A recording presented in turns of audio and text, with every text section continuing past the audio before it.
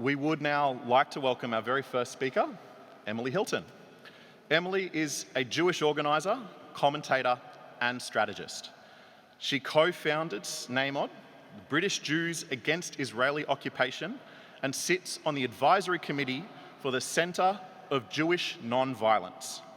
She has also written extensively on issues of anti-Semitism, Israel and Palestine, and progressive politics for British Vogue, The New Statesman, and other publications.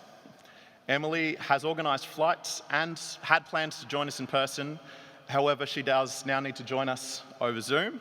But please make her welcome. Thank you.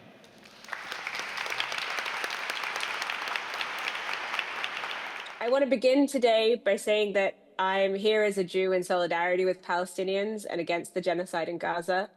And I start all my conversations right now with this because I think, these conversations around anti-Semitism, about combating racism in general, are really crucial at this time, but we cannot ignore the broader context in which we are operating. And I'm sure many others in this room and the other speakers tonight have also felt the weight of the horror that we have witnessed over the past 2 years, and obviously over the last 72 years as well. So I really wanted to say that up top, and also because, as I'm sure we'll discuss tonight, I think often what happens when we have conversations about issues around anti-Semitism, that often gets put into not necessarily a competition, sometimes a competition, but perhaps a binary or a necessity of also talking about what's happening in Palestine. And similarly, when we're talking about what's happening in Palestine, sometimes people feel the need to have to say some kind of qualifying statement around how they feel about issues of anti-Semitism in Jewish communities, etc. And so I think something that would be very interesting tonight to think about is how can we hold the complexity and interconnectedness of these different issues, but also ensure that we do not create any kinds of hierarchies around both the liberation of Palestinians and security and safety of Jewish people. And I think that really is so much of the project of this moment. But I was asked tonight to talk particularly about sort of my story and my journey on this issue and why I hold the politics I hold and do the work I do.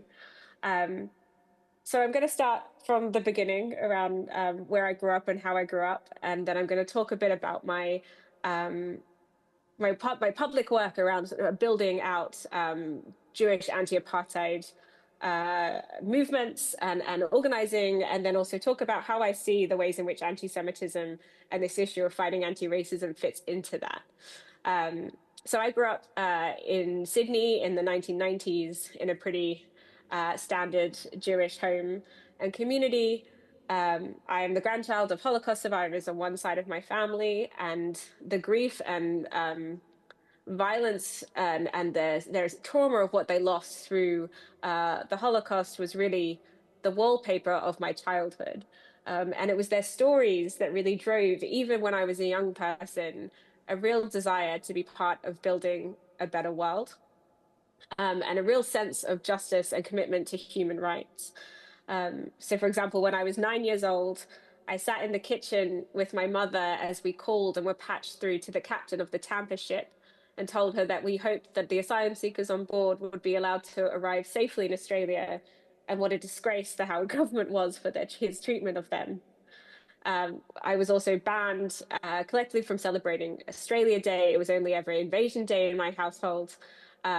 And really, it was this sense that, the experiences of persecution that our people had faced should be the firing line for how we extend ourselves outward and are in solidarity and community with other communities who experience overlapping threats and experience overlapping prejudice, and really challenge the ways in which ultra-nationalist, authoritarian, anti-democratic politics stoke mistrust and division. But I feel like I should say that I don't think that was actually the broader response or sense from the Jewish community establishment, which I grew up with or grew up in. And really, they saw the trauma or persecution that Jewish people had experienced as pessimism, or a need to create an existential fear that anti-Semitism is inevitable, that forces us to isolate, and frankly also forced to look at Israel and Zionism as the only solution to anti-Semitism. And this was something that really traveled through in terms of how I viewed Israel and what it meant. And I think this is also where there is broader lessons from my generation. You know, I grew up. I was born in 1991. I would say I'm part of the post-Oslo Accords generation. I have only ever known in Israel of apartheid walls, checkpoints, Bibi Netanyahu. Not to say that this is where this problem originates, but rather that that real jerk to the right was pinnacle as I was coming of age. But I was also really part, I think, of this sort of slightly experimental moment where, as there was a continuous or attempts to erode the impunity with which Israel has had over its treatment of Palestinians for decades, where there was a growing sort of pro-Palestine movement with the launch of BDS, for example, and other things in wake of the Second Intifada. Um, you know, there was also attempts by sort of the pro-Israel right in our communities and pro-Israel organizations to find a way to keep people supporting what Israel was doing. And, you know, I think even, you know, the average person and including the average Jewish person would have looked at that time and hopefully, obviously, hopefully now, and see what Israel is doing is not right and that this is not okay. And if that's the case, if you're losing that moral argument, you need to find other ways to keep people supporting your cause. And I believe that one of the ways this is done is through instilling a sense of fear and creating existential threats. And that this is what, you know, really fuels, I think, a lot of connection to Israel. And one of those ways is obviously through degrading and dehumanizing racism. And so what I would say is that alongside this keen sense of social justice that I had as a young person, I was also taught that when I saw a Palestinian flag, I should feel afraid. And now we obviously have a strong term for this now around progressive accept Palestine, but I really felt like that was a key part of how I moved through the world on this issue, and very much in this sense of anti-Semitism and that fear of anti-Semitism, that we are alone, that we are isolated, that we cannot look to allies except for Israel, was core to that. This actually changed for me when I went to university and started to learn more about the reality of Israeli apartheid, was more in relationships with, in relationship to Palestinian activists and organizers at university. And I started to spend a lot more time in the West Bank and visiting the South Hebron Hills, and being exposed to the horror and injustice that was sort of incompatible with these ideas that I had been told about Israel growing up, and in particular this idea that Israel did the things that they did to Palestinians for our security, that we needed them for a sense of, we needed Israel for a sense of safety. And, you know, there is no justification for what Israel is doing to suggest that demolishing people's homes, arresting Palestinian children, you know, obviously what they're doing in Gaza. But particularly, I think I was very struck with this idea that the Israeli occupation and Israeli apartheid had nothing to do with keeping me safe and everything to do with protecting Israel's interests. And being able to understand that, and particularly through being meeting Palestinians on the ground and having Palestinian friends, being part of Jewish Palestinian nonviolent co-resistance in Masafa Yatta in the South Hebron Hills, it taught me a lot about what it meant to think about safety. And of course, Jewish people deserve safety and security, but that is not a unique claim. All people deserve to live with freedom, dignity, and security, including Jews and also other minoritized and marginalized groups. And I'm very ashamed of the fact that, frankly, in this current time, how little regard by our political leaders, by our media, and particularly by those who seek to justify their inaction on Gaza as supporting or protecting Jewish people. I'm particularly appalled at the lack of consideration and care given to Palestinian safety at this time. I think it is completely disgraceful. And I'm very ashamed that we see these political leaders and we see the media and we see activists attempting or suggesting that you cannot have one without, like, that you have to sacrifice Palestinian safety for protecting Jewish people.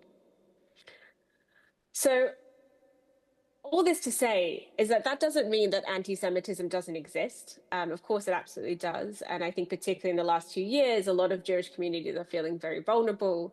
The European Civic Forum, for example, has reported a significant increase in attacks on Jewish places of worship across Europe. We've seen similar things happen, obviously, to Muslim places of worship as well. Um, and I think another example of this is that, we saw in 2018 in Halle, in Germany, for example, that a gunman, a white nationalist neo-Nazi gunman, attempted to storm a synagogue during Yom Kippur services. And when he couldn't get through the door, he went around the corner and shot up a Turkish restaurant and killed 3 people.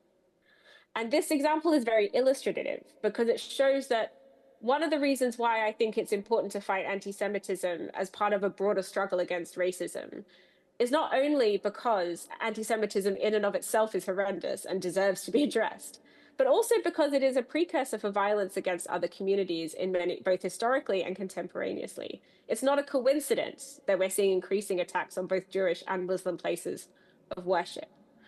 And that I think that there is, in the last 2 years, been a real over-conflation or over-focus, perhaps, on this. Well, first of all, there's been this targeted attempt to conflate criticism of Israel with anti-Semitism writ large and to silence attempts to hold Israel accountable or free speech or rights to protest. With significant consequences for many people, but also this over focus on looking for anti-Semitism within the pro-Palestine movement has actually prevented us from having a clear-eyed assessment of what is endangering Jewish people at this time. We see that in terms of the rise of these far-right authoritarian regimes that trade in anti-Semitism for their political agenda, and yet don't seem to have the ire that of our communal leaders or the politicians that I would want. And I will finish in 2 seconds, so apologies for that. But I just also want to say very clearly that nothing that Israel has done since October 7th has kept Jewish people safe. Not a single thing. If anything, the opposite is true. And we do not keep Jewish people safe by fueling anti-Palestinian racism. We do not keep Jewish people safe, particularly by building apartheid walls or bombing Gaza, but we keep each other safe through a collective endeavor and commitment to solidarity in relationships. And perhaps we can't keep each other safe. Perhaps actually we're all going to go down together, but at least we will be there as a collective, supporting each other and facing these threats head on in the only way we can, with mass power and mass movements.